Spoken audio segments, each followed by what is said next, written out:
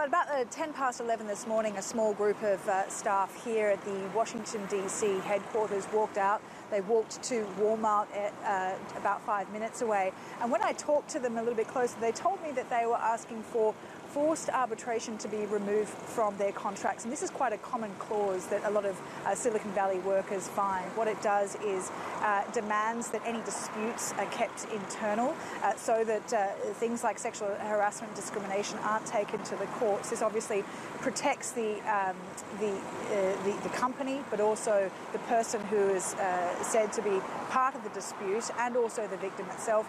But what a lot of critics say is that it silences the victims in this sort of thing. Now, they're also asking for an end of pay and opportunity inequity, also for a more transparent report on sexual harassment cases, also more transparency as far as how victims can go about actually reporting these sort of allegations as well.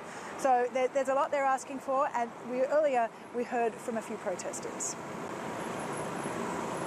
You know, we want to take a stand because we are a global leader, and when I say we, I mean, you know, the individuals here at Google, as well as the different communities that you see represented here today. I'm walking out, along with other colleagues, in support of anyone in any workplace who has been harassed, and to ensure that perpetrators are not protected and not rewarded. I've been at Google for 7 years.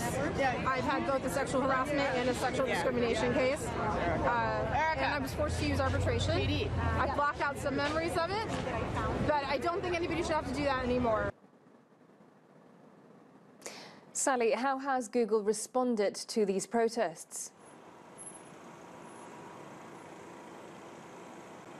Well, like you heard there's been a lot of angry protesters around the world, but the protesters that we saw here were rather peaceful in their actions. At the Walmart, they did some shopping, and they said that they were going to donate the things that they bought from Walmart to a local women's organisation. Now, when I asked them why they were doing this, they said that they wanted to support Google in the way that they felt supported. They felt that the way that Google was dealing with this situation showed respect to their employees. The CEO sent out an email to all the employees saying that they encouraged a walkout, that they supported the walkout.